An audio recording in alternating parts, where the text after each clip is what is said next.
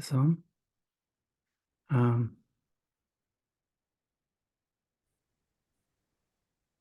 예. 자, 오늘은 제14가 다양한 소명의 관리에 대해서 알아보겠습니다.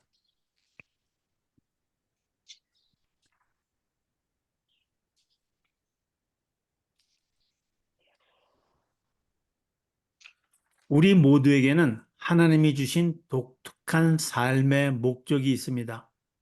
그것이 어떤 것인가 간에 우리가 존재하는 이유가 하나님께서 이 세상에 무슨 목적이 있어서 저희를 이 땅에 존재하게 하신 것입니다. 그렇기 때문에 창조되기 전부터 저희를 선택하신 하나님이십니다.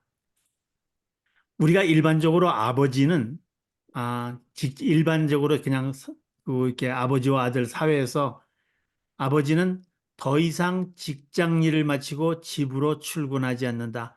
집에 가야지만 아버지고 사회에서는 집과 무관한 사람이 아니라 하루 종일 집을 마음에 품고 다니는 사람입니다.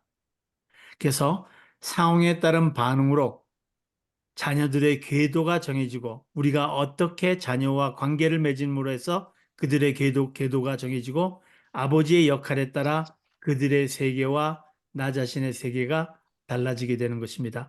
그것이 우리가 경험하든 못하든 의식적으로 아버지의 영향력은 아들에게 심어지는 것입니다. 저자는 이 제럴 시저는 자기가 큰 사고를 당했지만은 아이들도 트라우마가 있었지만 그 사고를 핑계 삼아서 아이들이 자기 멋대로 행위하는 것을 방치하지 않았습니다. 우리는 여러 가지 소명을 갖고 있다고 느껴집니다. 우리의 소명은 단수가 아니고 복수입니다. 근데 요즘 현상에는 옛날하고 틀려졌습니다. 전에는 내가 쓰는 모자가 여러 개 있었지만 특히 남자인 경우에 여자인 경우도 마찬가지겠지만 아버지로서 아들로서 또 직장에 가면은 직장 상사로서 부하로서 여러 가지 우리가 모자를 쓰고 있지만 지금은 머리가 여러 개가 되어졌습니다. 그러니까 우리가 닥치고 일하는 우리가 경험하는 일이 모두 하나하나에 전부를 쏟아야 되는 시기가 돼버렸어요. 모든 것이 나의 본질적 정체의 한 부분이고 모든 것이 나의 소명이 됐습니다. 내가 어느 한 군데만 내가 쓰고 있는 역할에서 한 군데도 우리는 부분적으로만 일을 행할 수는 없는 것입니다. 그래서 우리가 사회에서 여러 가지 자기가 직책을 갖고 있을 때 우리는 잘 생각해야 됩니다. 이제 그것이 이것도 하고 저것도 하고 여러 개의 역할을 할 수 있지만 그 역할의 100%, 각 역할의 100%의 우리가 최선을 다할 수 없으면은 그 역할이 내가 감당해야 되는가 아닌가를 생각해 봐야 됩니다. 성경은 우리에게 분별력 있는 행동 지침을 알려줄 뿐 결정을 내리는 것은 우리에게 맡기고 있습니다. 소명의 복수성에 대한 분별력 있는 반응으로서의 세 가지 원칙을 제공하고 있습니다. 우리는 이 모든 것에 하나님의 도움 없이 자기 삶을 관리할 수 없다는 전제 속에서입니다. 첫 번째는 단순성입니다. 인생을 살아가는 방식을 여러 가지를 한꺼번에 하려고 그러면은 너무 복잡해서 하나도 제대로 못하는 경우가 많습니다. 그래서 바울은 첫째 것을 첫째로 삼고 하나님을 위해 사는 인생이라는 최고의 관심사를 잃지 마라. 이건 우리 지난 시간에도 했지만 우리는 우선 무엇에 초점을 둬야 되는지 것을 첫째 것을 첫째로 삼는 것을 바르게 인식하는 것이 중요합니다. 진실한 마음, 의로움, 성품, 삶의 열매로 지극한 선을 이뤄 하나님과의 관계를 기피하라. 그래서 우리는 우리 마음의 내적 우리 삶의 자세를 바르게 해야겠습니다. 이치에 합당하게 하여 흐트럼 없이 주를 섬기는 삶을 살아라 하고 말하고 있습니다. 이거는 그 고린도서 7장 35절은 뭐냐면은 내가 이것을 말하면 너희의 유익을 위하며 너희에게 올무를 놓으려는 것이 아니다 하고 말하고 있습니다. 오직 너희로 하여금 이치에 합당하게 하여 흐트러짐 없이 주를 섬기게 하려 합니다 하고 고린도서 7장 35절에서는 얘기하고 있습니다.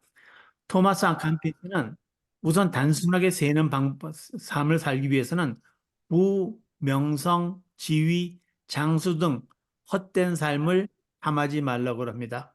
우리가 하여 모든 것에서 한 가지가 불편하면은 모든 것에서 우리의 초점을 잃게 되는 경우가 많습니다.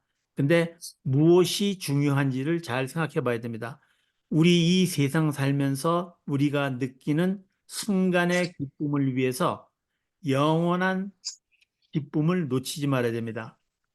이냐시오의 예수회 제수익 교단에서는 일상생활에 할 수 있는 영성 훈련을 개발해서 그것을 영신수련이라고 해서 하고 있습니다. 그리 속히 말하는 소위 말하는 캐톨릭에서 말하는 피정의 시간에 이것들을 많이 하는데 일과를 마친 후 그 중심은 이렇습니다. 일과를 마친 후 그날 하루를 되돌아보고 하나님의 임재에 비추어 되돌아보면서 매일의 평범한 상황 속에서 함께 하신 하나님의 뜻을 묵상하는 것입니다. 내면의 단순성을 위한 질문에서는 우리가 각자가 매일 질문해 봐야 될 것은 하나님은 내게 지금 어떻게 말씀하고 계신가? 우리 한번 이런 것을 한번 하루가 끝난 다음에 생각해 보는 것이 중요합니다. 하나님은 내 삶 속에서 어떤 일을 하고 계신가? 우리가 단념이 아니라 내가 경험하는 하나님의 뜻은 무엇인가? 다음에 내가 바쁘고 산만할 때 하나님은 어떻게 당신의 임재를 알려주고 계신가? 여러분들이 한번 마음속으로 새겨보는 것이 중요합니다. 잠깐만요.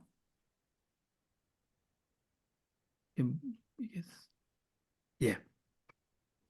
그래서 그 그래서 우리 마음을 갖다가 겉으로의 생활이 아니라 내면의 마음을 갖다가 우리가 개혁하기 전에는 우리가 바르게 하나님께 가까이 갈 수가 없습니다. 그래서 우리는 마음과 몸과 뜻과 힘을 합해서 하나님을 사랑하라는 것이 이 마음과 몸과 뜻과 힘이라는 것은 온 모든 것을 합하여 하는 것입니다. 요즘 한국에서는 그 우리가 원동현 장로님이라고 하시는 분이 중심이 돼갖고 이분이 물리학자신데 이분이 중심이 돼갖고 그 기독교적 그 전인 교육에 많은 책을 쓰시고 또 몽고나 다른 나라에 가서 이런 데서 그 동유럽이나 그 중동 지방 이런 데서도 아프리카 지역에서도 많은 것을 지금 가르치시고 계신 분이 있는데 이분은 그래서 인간에게는 5가지 기능이 있는데 각 기능이 다 조화롭게 맞아야지만이 우리가 바르게 우리가 그 내면의 변화를 가지고 올 수 있다. 그래서 그러니까 지력, 지식과 이거는 복음의 핵심에 대해서 우리가 세상 사람들이 잘 모른다. 두 번째는 거듭났다 그렇지만 그것이 실제로 느끼는 우리 심력이 없다.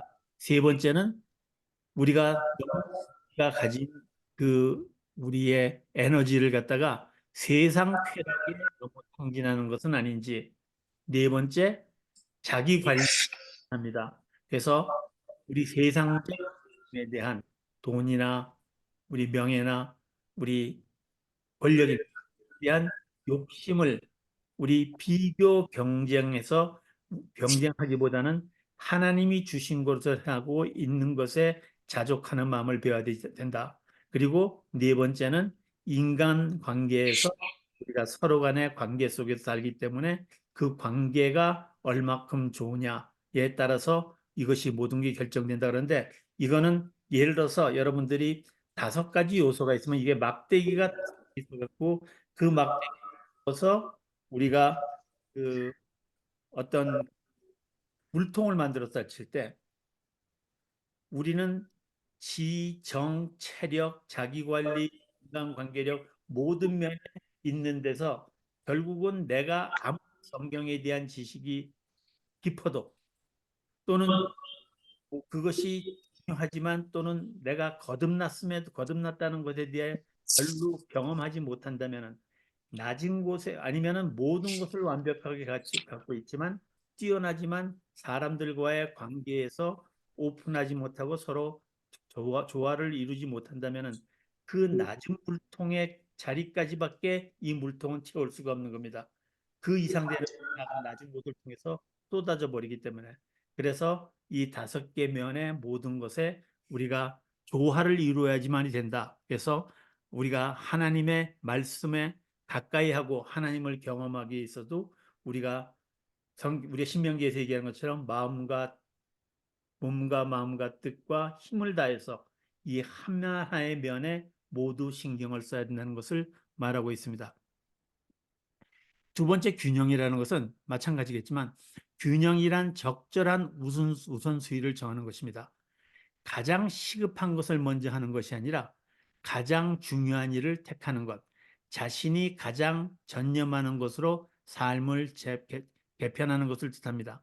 스티브 가비는 우리 인생의 우리가 당면한 모든 일을 갖다가 importance, 중요한 것과 urgency, 급한 것으로 했습니다. 그래서 한번 말씀드렸지만 우리는 중요하고도 급한 일, 중요하고 급하지 않은 일, 그 다음에 중요하지 않지만 급한 일, 중요하지도 않고 급한 일. 여러분들이 오늘 한 일을 가만히 생각해보고 얼마만한 시간을 소비했나 보면은 그것이 중요하지도 않고 급하지도 않은 일에 대부분의 시간을 제일 많이 소비하는 게 많습니다. 예를 들어서 기도하는데 우리가 5분도 소비 안 하면서 보통 일반 사람들이 시계 보는 데만 우리가 시계 아니면은 그 전화기에 문자 보는 데만 1시간 이상을 소비한다고 합니다. 마찬가지로 우리는 우리가 하나님께서 주신 시간의 거룩함을 느끼고 그 시간을 얼마만큼 값어치 있게 쓰느냐 하는 것이 중요합니다. 아우구스티누스의 참회록에서 보면은 어거스틴이죠. 어거스틴의 참회록에서 보면은 이 세상에 본질적으로 악한 것은 없다 그럽니다. 악은 단순히 선을 뒤집어 놓은 것이요 삶을 혼란하게 만드는 것이다. 그래서 악은 마지막을 첫째에 놓고 첫째를 마지막에 넣으며 우선순위를 왜곡하는 것이라 그랬습니다. 모든 것을 구할 수 있으나 그것을 구하다가 주님의 법을 벗어나서는 안 됩니다. 우리는 모든 선택권이 있지만 오직 우리에 있는 선택권은 단 하나님 나라와 그 의에 존재할 때만 그것이 의롭게 되는 것입니다. 우리가 자기의 소명을 위해서 치러야 할 대가는 많습니다. 존 웨슬리는 말을 타고 4만 번의 설교를 하기 위해서 40만 킬로를 달렸다 그럽니다. 그러면 서울과 부산을 1000번 달린 겁니다. 그래서 영국의 18세기 대각성 운동의 대가라고 말을 하지만 근데 중요한 것은 그는 균형 있는 생활을 못했습니다. 불행한 결혼 생활과 친구 관계로 남편, 아버지, 친구로서 실패하는 균형 잃은 삶을 살았습니다. 그래서 우리가 아까 제가 말한 것처럼 모든 면에서 우리가 어느 정도 균형을 잡지 못하면은 우리는 자기 생활에 과거에 만족을 못하게 됩니다. 그 첫 번째 기준이 우리 경쟁하고 우리 비교하는 이 세상적 사회에서 벗어나서 하나님과의 관계에서 만족을 찾아야 됩니다. 균형이란 원리이지 율법이 아니다. 힘들지만 우리 삶에는 하나님을 드러내는 균형을 유지하며 선한 우선순위를 바탕으로 삶의 질서를 창출하되 현실성도 무시하지 말아야 된다 하고 말하고 있습니다. 단기적 불균형은 때론 불가피하지만 장기적 불균형은 파괴적입니다. 그래서 기본적인 거는 아까 제가 말한 예수의 교수견의 영신수련 23번은 인간의 존재 목적은 하나님의 영광을 위해서 존재한다고 말하고 있습니다. 우리는 하나님과 동업하기 위해서 성령을 왜 주셨습니까? 우리는 하나님의 일에 동조하게 하기 위해서 하나님께서는 예수님이 승천하신 다음에 우리에게 성령을 주셨습니다. 근데 모든 피조물은 하나님의 형상으로서의 인간을 위해서 모든 권력과 돈과 그다음에 명예나 모든 것이 인간을 위해서 존재하는 것입니다. 그래서 그 자체가 나쁜 것은 아닌데 단 우리가 그 돈이나 명예나 권력이나 이런 것을 쓸 때 그것이 쓰임이 하나님의 영광을 위해 쓸 때는 그것을 감사로 받아들이고 만일 하나님의 영광을 가릴 때에는 가차없이 버리라는 것이 우리가 일반적으로 어거스틴 예수익 교단에서 말하는 그러한 영신수련의 방법입니다. 세 번째는 유연성입니다. 이거는 순간순간에 대처할 수 있는 말이죠. 스케줄과 할 일의 목록, 시간관리법, 멀타이태스킹의 기술 통달과 자기 훈련들을 보통 우리가 끓고 있습니다. 근데 통제의 문제란 것은 세상이 합법적이고 예측과 통제가 가능한다는 전제하에서 통제가 가능하겠죠. 근데 인생을 살다 보면은 머피의 법칙이라는 거 있습니다. 일이 꼬이려면 항상 꼬이고 그것도 언제나 최악의 순간에 꼬이곤 하는 것처럼 느껴집니다. 설상가상이란 말이 있죠. 인생이란 우리가 계획한 대로 풀리진 않습니다. 이것은 하나님께서 허락하셔야만 우리의 뜻대로 우리의 뜻과 합치될 수 있습니다. 그 가운데 신비하게 펼쳐지는 하나님의 뜻을 흔들림 없이 수양해야 하는 것이 우리 인간의 존재 목적입니다. 그래서 바울은 환경의 변화를 따지지 않고 자기가 바꿔야 되는 겁니다. 자기 자신을 마음을 바꾸는 겁니다. 그래서 그는 모든 형편에서 자족하기를 배웠습니다. 근데 우리는 자기 자신의 변화를 구하기보다 환경의 변화를 구합니다. 자신의 통제권 밖의 상황에 최대한 창의적이고 신실하게 반응하면서 늘 유연성 있게 세상을 살아야 됩니다. 삶을 홀가분한 자세로 살아야 된다. 하나님이 원하신다고 생각하는 일을 행해야 됩니다. 우리가 하나님을 원하신다고 생각할 때 우리의 선택에 있어서 하나님께서는 모든 것을 합하여 선을 이루시기 때문에 근데 우리의 선택은 하나님 나라의 의와 뜻 가운데 선택되어야 됩니다. 로마서 28장은 선택으로 그랬기 때문에 우리가 어떤 일을 선택을 하든 그 선택에 대한 책임은 없습니다.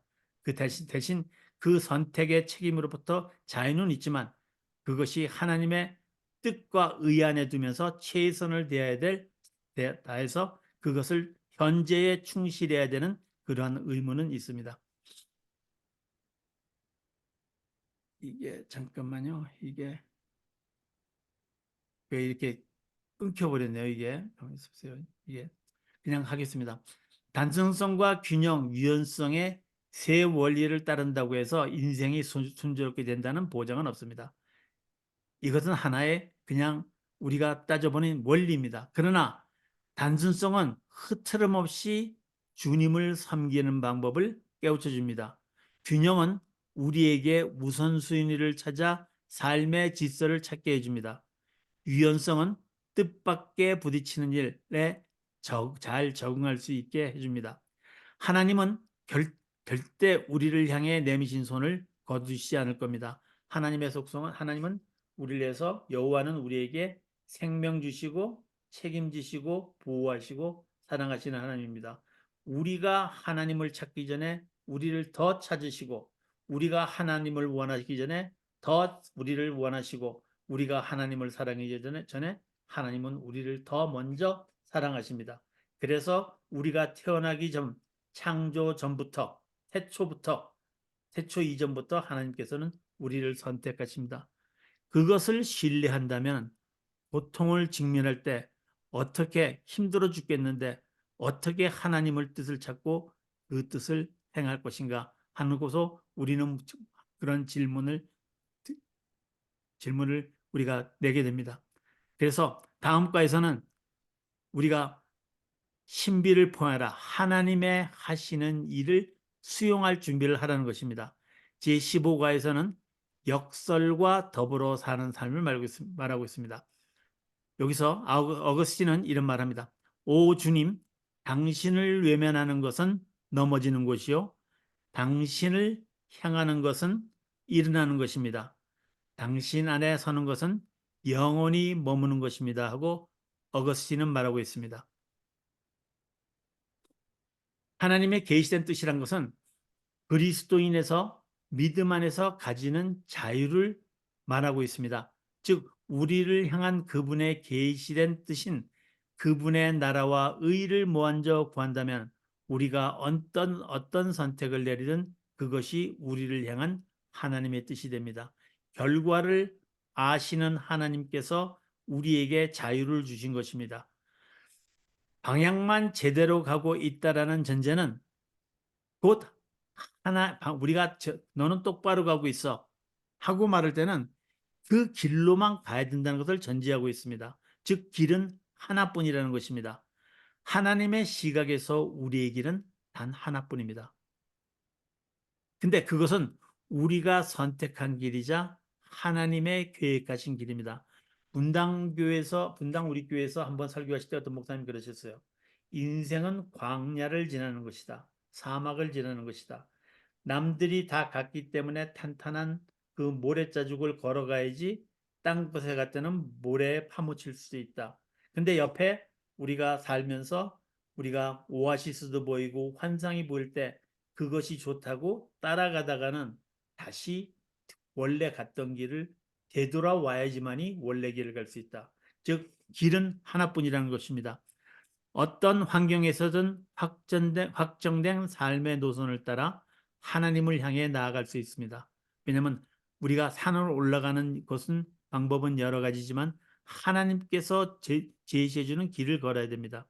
그래서 우리는 인생을 살다 보면은 젊었을 때는 모르지만 우리가 점선으로 이어졌던 우리의 과거 삶들을 이 나이가 들어서 내게 일어났던 사건들을 전부 하나씩 적어 보면은 그 점선들을 이어볼 때 우리는 하나의 줄로서 라인을 그어볼 때 내가 힘들었던 편안했던 아니면 그 내가 어떤 상황에 있었든 간에 항상 임하신 하나님의 도우심을 우리는 볼 수가 있는 것입니다.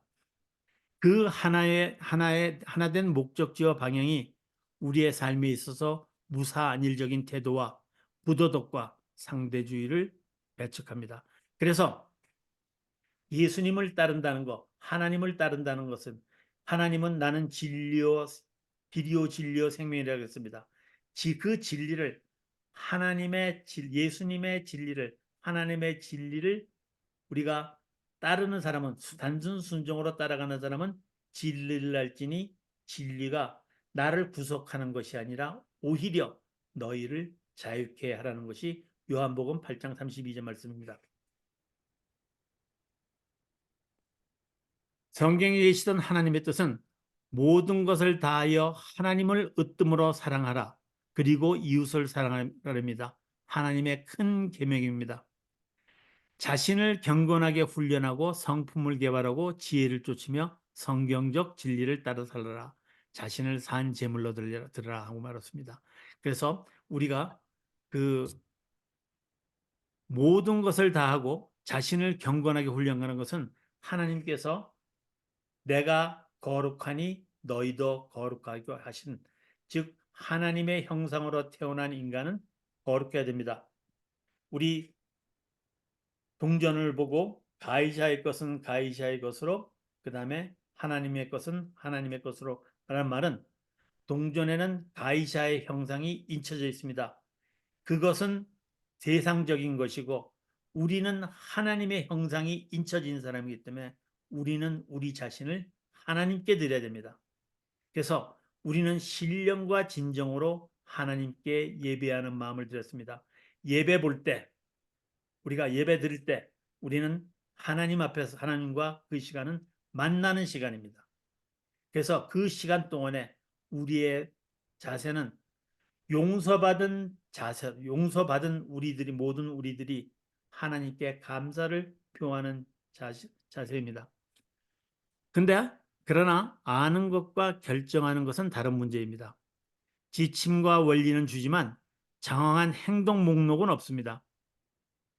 전체적인 방향만 제시할 뿐입니다. 성경은. 그럼에도 우리는 하나님의 인도와 동행을 믿으며 여전히 많은 실제적 결정을 내려야 됩니다. 우리는 이 결정에 있어서 가장 중요한 것은 우상을 숭배하지 말아야 된다는 것입니다. 우상 숭배는 내가 뭐를 갖다 놓고 그것을 뭐 절하고 이러는 것이 아니라 내 마음속에 있는 그 무엇이 어떤 행동이나 마음가짐이나 모든 것에서 우리가 그 어떤 것이라도 하나님보다 앞서 생각하는 것은 앞서 두는 것은 우상숭배입니다. 그것이 때로는 실제로 미신이나 이런 것에 될 수 있고 그 다음에는 우리가 그 자식도 때로는 우상이 될 수가 있습니다. 또는 교회에 대한 열정이 우상이 될 수가 있습니다. 그래서 우리는 그것이 하나님을 우리가 믿는 과정에서의 결과로서의 일이지 그 자체가 우리가 과정 자체가 그 어떤 하나의 과정에서 있는 어떤 것들이 우리가 하나님을 대신할 수는 없는 것입니다. 우리는 하나님을 바라봐야 되겠습니다. 하나님의 숨은 뜻은 성경에 계시되어 있지만 동시에 우리에게 숨어 있습니다. 우리는 하나님의 형상으로 창조되었기 때문에 우리 마음속에 지정의 모든 것 속에 하나님의 형상이 단지 몸뿐만 아니라 우리의 마음속도 우리 하나님이 우리는 스며들어 있습니다. 그래서 우리 마음속 깊은 곳에 있는 성령께서 좌정하시고 거처로 삼으신 그 곳까지 우리가 찾아가는 것이 외면적으로 우리가 무엇을 추구하기보다 내면적으로 자기를 찾아가는 것이 인생의 여정이라고 갈룡은 얘기하고 있습니다. 온 우주에 대한 그분의 주권적 통제로 이루어집니다.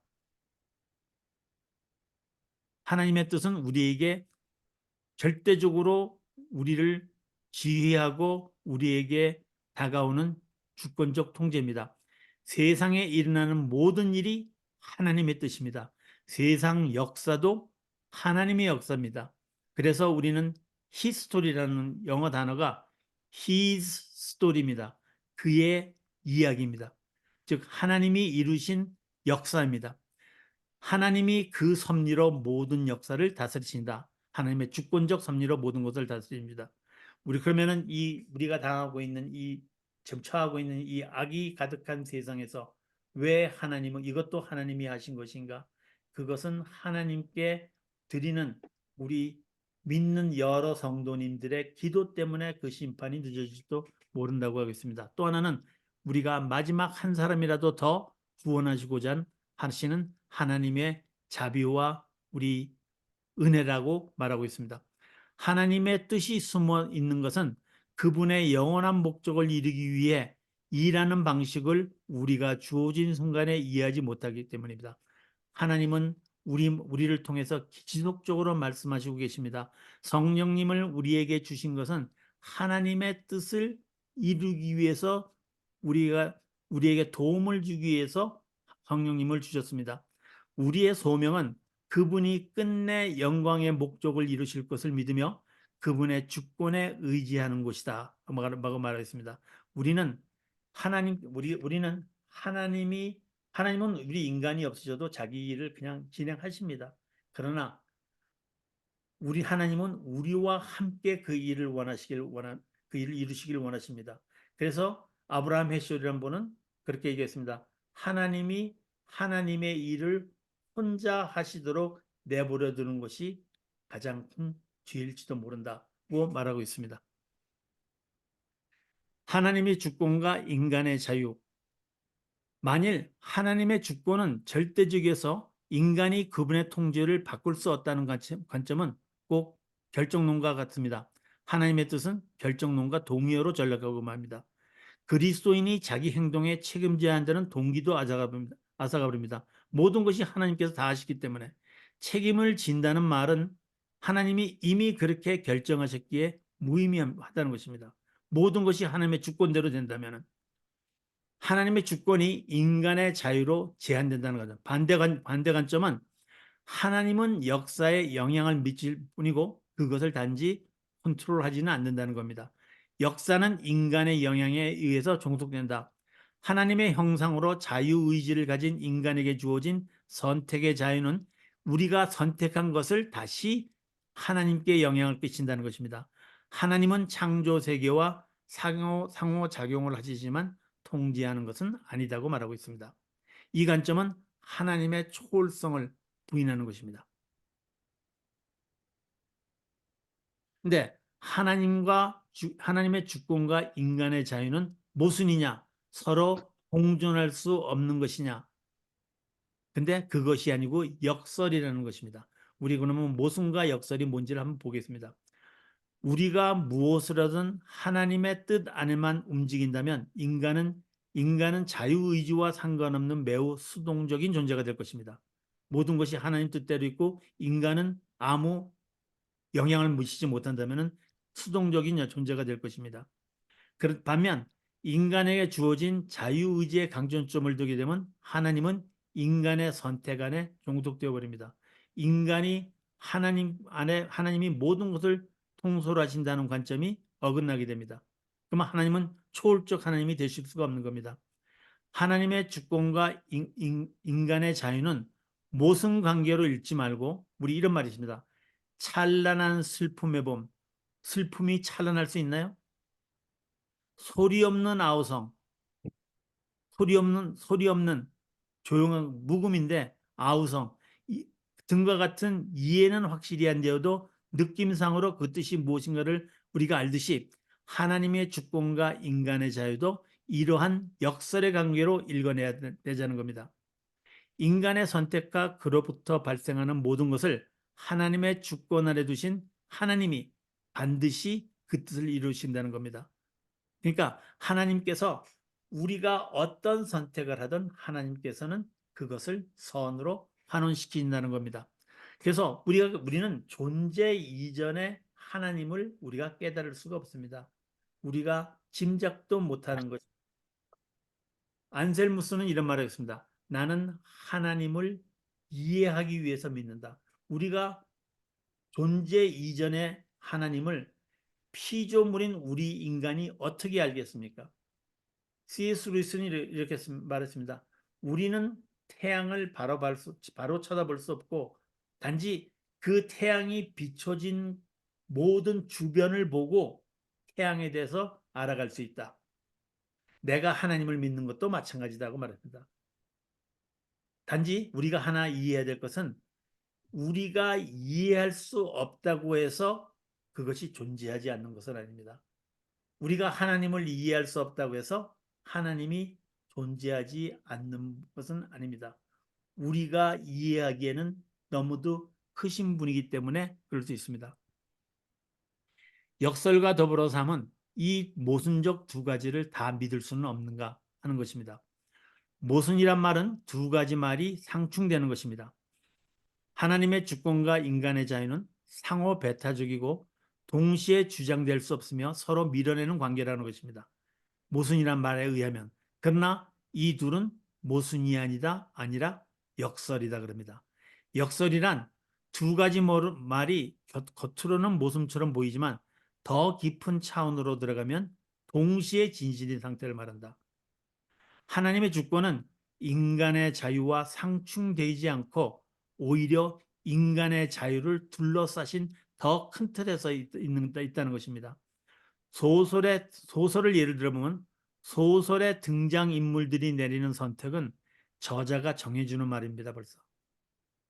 그래서 저자가 정해진 대로만 소설의 등장인물들은 움직입니다.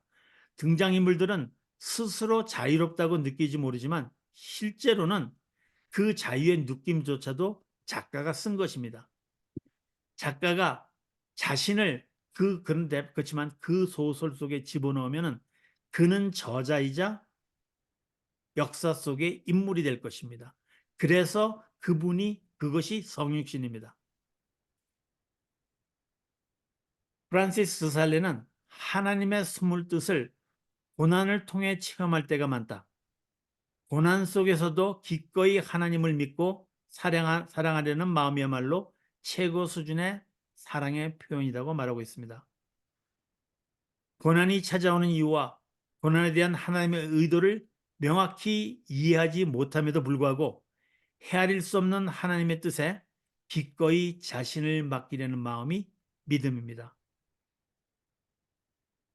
그래서 우리는 보이는 것이 아니라 보이지 않는 것을 믿는 사람들입니다. 보이는 것을 믿는 사람들은 증거를 믿는 사람들입니다. 보이지 않는 것을 믿는 사람의 거기에 마음을 맡기는 것이 믿음입니다.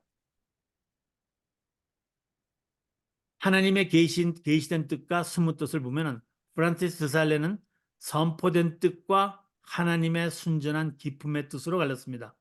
하나님은 우리가 그 모든 것을 믿고 바르고 두려워하고 사랑하고 행하시기를 진심으로 기대하신다는 것을 선포하고 계셨습니다. 그러나 인간에게는 하나님의 뜻대로 선포된 뜻대로 살 것인가 말지의 선택의 자유가 있습니다. 우리가 예수님을도 믿건 말건 그거는 각자의 자유입니다. 우리를 여러 면으로 인도하시지만 거역을 사용하실 때는 우리를 내버려 두어서 마음 내키도록 살도록 내놓으신다. 이것이 하나님께서 우리 인간에게 하시는 가장 무서운 것입니다. 마음을 완악하게 내버려 두는 것입니다. 우리가 하나님을 안 믿게 내버려 두는 것. 그런데 그것이 하나님의 근데 우리가 그것을 내버려 뒀다 그래서 우리가 그 사람을 그 하나님의 주권적 내버려 두심을 우리가 판단할 수는 없는 것입니다.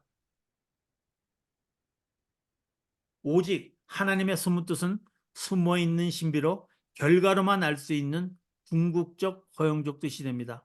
그렇기 때문에 십자가에 있는 강도는 죽기 1분 전에 예수님을 주로 영접하고 천국 첫 번째 시민이 된 것입니다. 어떤 모양으로도 빚어줄 준비가 되어 있는 사심이 없는 사람의 마음을 가져라. 그러니까 우리가 하나님께 단순 순종할 수 있는 사람, 자기 뜻보다 하나님의 뜻을 더 앞세우고 하나님의 간섭을 오히려 내게 간섭하시는 하나님께 오히려 감사하고 은혜와 자비로 여기는 사람들, 그 사람이 하나님의 사람들입니다. 하나님의 일에 이끌리는 것이 아니고 오직 그것을 이루시기를 원하시는 하나님의 뜻에 이끌리는 사람을 말합니다. 그렇기 때문에 우리는 하나님의 뜻을 쫓으면서 내가 어떤 일을 한다고 해서 거기에 하나님이 꼭 함께 하신 것은 아닙니다. 단지 하나님의 뜻에 어떤 세상에서 보기에는 어떤 비웃고 우리가 남들이 이해할지 몰라도 내 마음속을 간섭하시고 우리 다스리시는 하나님의 뜻을 따르는 것이 하나님의 뜻에 순종하는 것입니다. 성육신의 역설이라는 것은 인류 역사에 개입하신 하나님의 신비를 말하고 있습니다. 하나님도 아까 말씀 작가처럼 동시에 모든 시간, 모든 장소에 계십니다.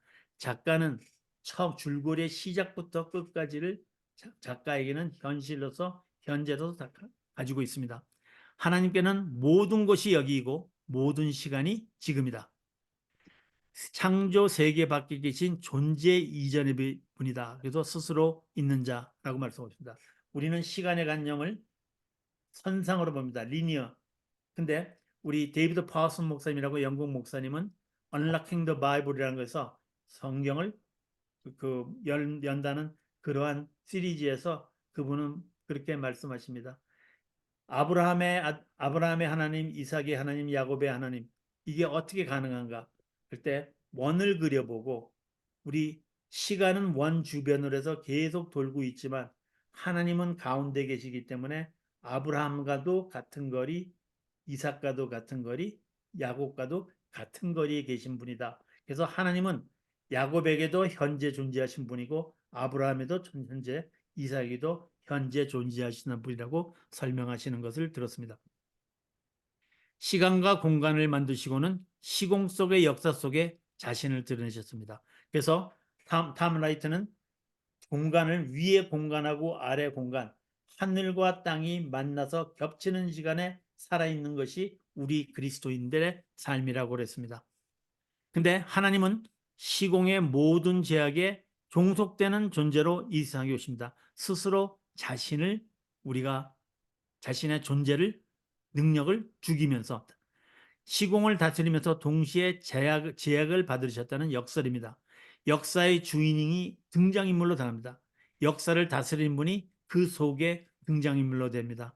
그러기 위해서는 스스로 자신을 제약하고 비우셨습니다. 신학적으로 랩사리얼리즘입니다. 자신을 비우시고 그 다음에 우리가 자신을 스스로 제약하시고 그 다음에 자신을 비우신 거 크노시스라 그러죠. 줄거리의 전개 방향을 보고 그 방향을 바꾸시기를 원하셨습니다. 그래서 우리는 티쿤 올람이라는 거 배웠었습니다. 티쿤, 세상을 올람, 고치다. 세상을 고치다는 말을 했습니다. 우리가 이 세상에 존재하는 것은 하나님과 함께 이 세상, 타락한 인간을 다시 원래로 회복시키는 우리가 의무를 가지고 책임을 가지고 이 세상에 태어난 것입니다. 스스로 화목제물이 되셔서 인간들의 비극적 결말에 구원받는 길을 열어주신 하나님이십니다. 예수님의 우리가 성육신은 그러한 뜻을 갖고 있습니다. 근데 우리가 신이신 하나님께서 이 세상에 인간으로 오신 것도 신비한 것이지만 우리 성령 하나님께서 우리 인간의 마음속에 좌정하시고 거하신다는 것도 그것이 하나의 신비라고 앨리스 코걸은 얘기하고 있습니다. 그분이 앨리스 코걸이라는 분은 조지 윗필드라는 분의 멘토십니다.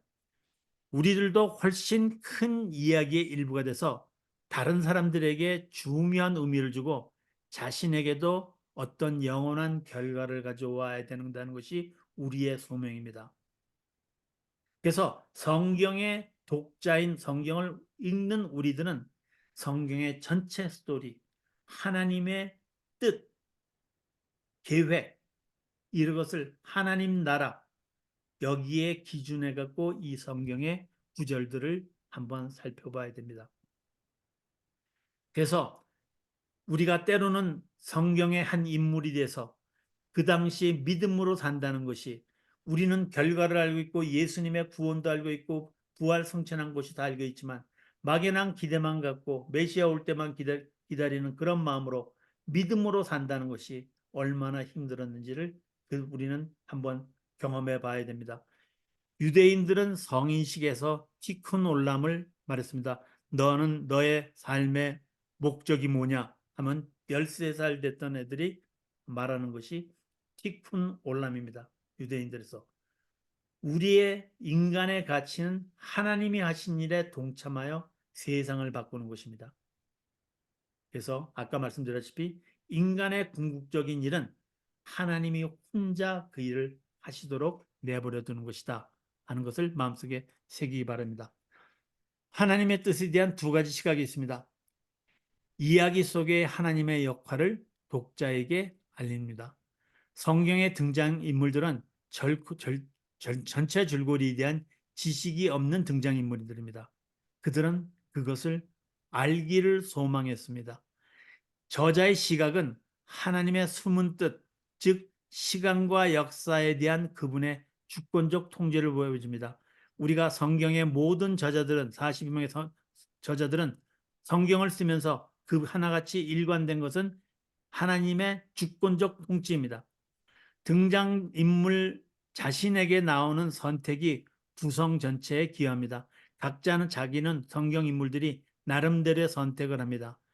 하나님의 뜻은 요셉의 경험과 시각을 초월했습니다.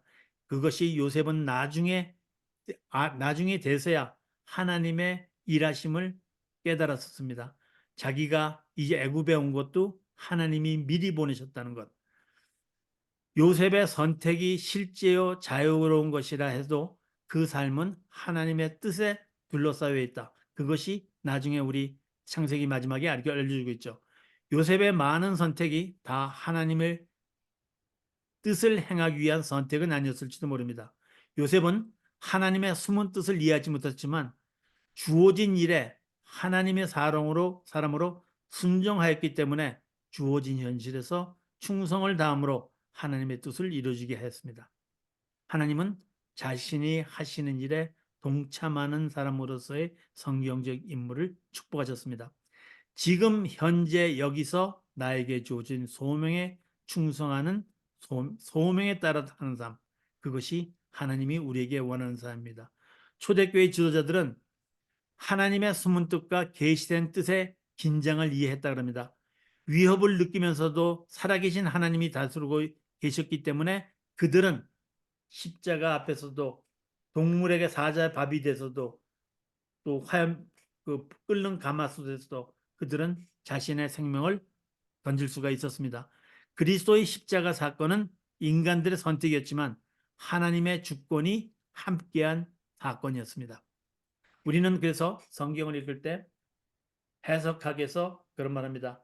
우리 첫 번째가 로쿠션, 우리가 어떤 사건을 갖다가 우리 성경의 저자들은 봤습니다. 그래서 그들이 어떻게 이해하고 어떻게 기술했는가 하는 일로쿠션, 그러니까 저자들의 의도가 무엇인가를 우리는 이해해야 됩니다. 그 다음에 폴로쿠션, 우리는 그럼 그때 사람들은 그러니까 그 듣고 있는 사람들은 우리 그들은 어떻게 받아들였는가? 우리는 한순간 하나 더 나가서 그러면 그때 당시에 사람들이 이해한 것을 우리는 현재 21세기를 살고 있는 우리들은 어떻게 받아들여야 하는가? 거기에서 하나님의 뜻을 분별하게 됩니다.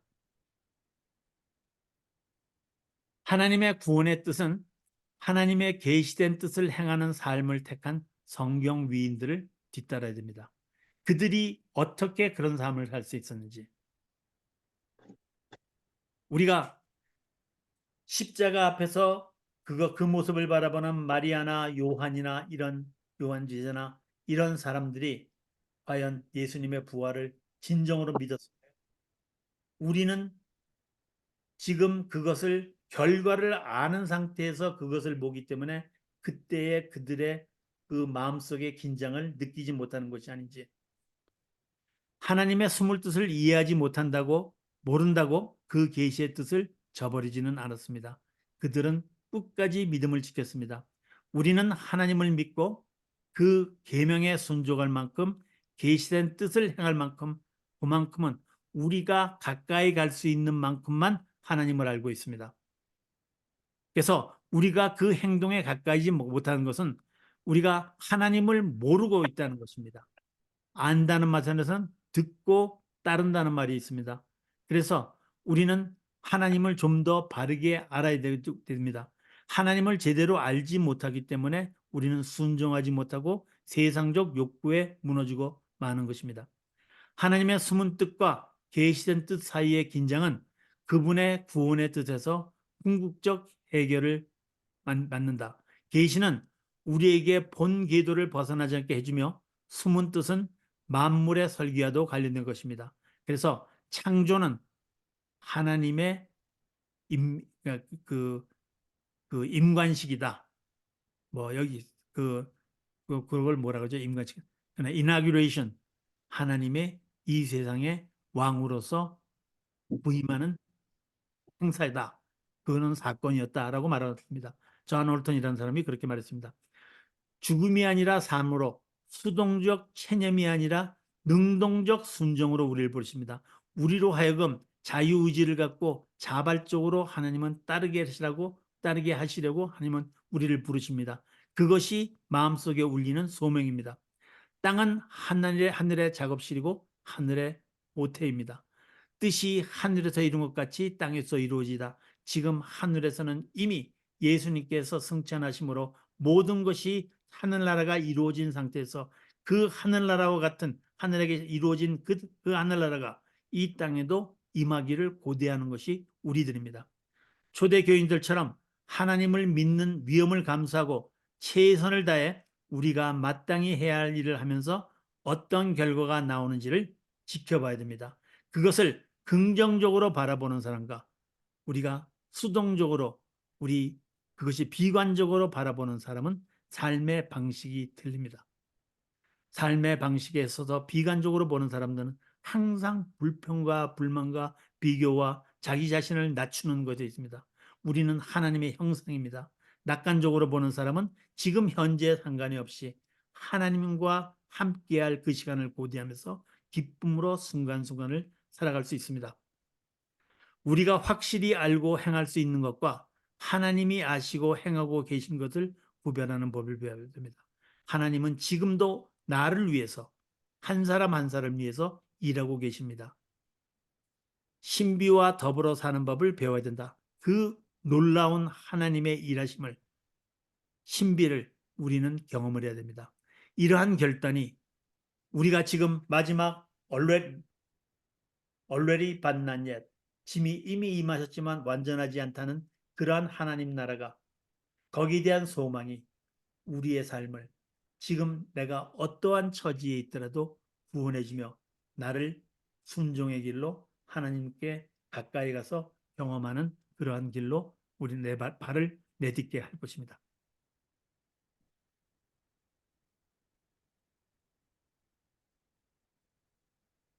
네, 그래서 오늘은 우리가 다양한 소명의 관리와 역설과 더불어 사는 삶에 대해서 한번 우리가 살펴봤습니다.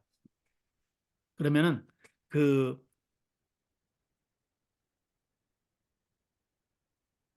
여기서 우리가 오늘 가장 중요한 것은 우리 소명을 충돌을 다룰 때 세 가지 우리가 원리를 설명했는데, 첫 번째는 단순성이다. 뒤에 440페이지에 나면 보면 이게 써 있으면 책에 첫째 원리는 단순성이다. 우리가 어느 정도로 바쁜지를 염두에 둔다면 단순하게 사는 것이 어떻게 가능한가? 우리는 진짜 숨쉴 숨도 없이 바쁘게 삽니다. 어, 근데 바울은 우리가 환경에 상관없이 흐트러짐 없이 주를 섬기는 삶을 바꾸어야 한다는 것이 말합니다. 단지 이거는 우리 삶에서 하나님과 가까이 하고 하나님과 동행하는 것을 최우선으로 삼을 때, 내가 예를 들어서 우리가 아무리 바빠도 우리가 하나님과 가까이 하기보다는, 저도 그렇습니다. 지금 제가 만일 하나님과 가까이 하는 것보다도 제 사무실에 더 신경을 쓴다면 죄책감이 듭니다. 근데 하나님께서 항상 함께 하신다는 그러한 신념 아래 일을 하나님께서 함께 도와주고 계신다는 기분으로 일할 때는 모든 것이 편해집니다. 근데 우리가 흐트러짐 없이 주를 섬기는 일이, 제가 어렸을 때도 그랬습니다. 항상 기뻐하라, 쉬지 말고 기도하라, 범사에 감사하라. 이게 어떻게 가능한가? 그런 생각도 들었습니다. 근데 한 권사님이 그런 말씀하셨습니다. 밥할 때도 감사, 마당 쓸 때도 딴 사람을 위해서 감사, 기도할 때도 내게 기도하는 시간 준 것조차도 감사. 그러니까 우리가 자기가 얼만큼 자기 자신의 마음을 통솔할 수 있고 우리가 자제할 수 있는가 하는 것이 굉장히 중요한 것 같습니다. 그래서 두 번째는 균형은 우선순위를 정한다 그래가지고 어거스틴의 말하면 삶의 질서를 세우는 것이라고 합니다. 그 다음에 유연성은 우리가 어떤 상황이 닥치더라도 유연하게 그것을 대처할 수 있는 것을 말합니다. 그래서 우리가 삶에 참 바쁩니다. 모든 사람들이 바쁘지만 하나님의 뜻과 이 또 하나님의 뜻이 우리가 제대로 이해하지, 이것이 내 삶과 경쟁되는 것으로 생각하면은 시간을 하나님 시간 따로 내 시간 따로 이렇게 완전히 분리된 것으로 생각하면은 그거는 나 따로 하나님 따로, 우리 이신론이라 그럽니다. 하나님은 초월적인 분이시고 나하고 상관이 없는 분. 단지 교회 가서 내가 초월하신 분께 예배드리는 그 존재, 이렇게 생각하는 것은 이신론입니다.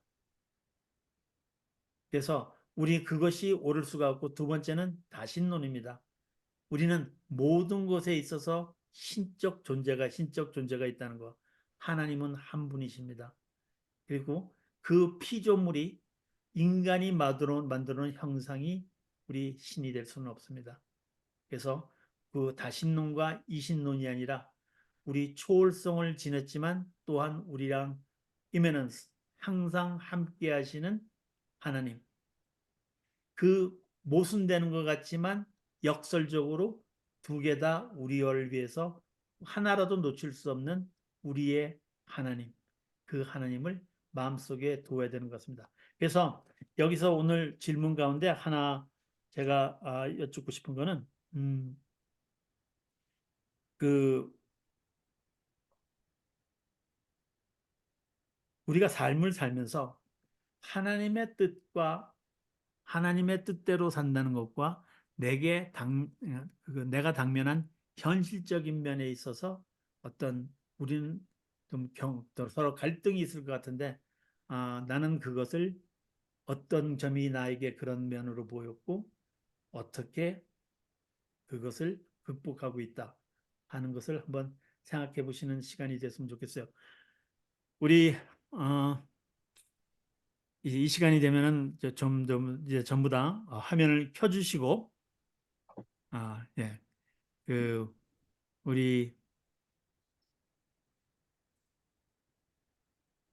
예, 우리 이제 또 우리 저기 사모님께서 리코딩을 스탑해 줘야지 대답을 하겠다고 그래서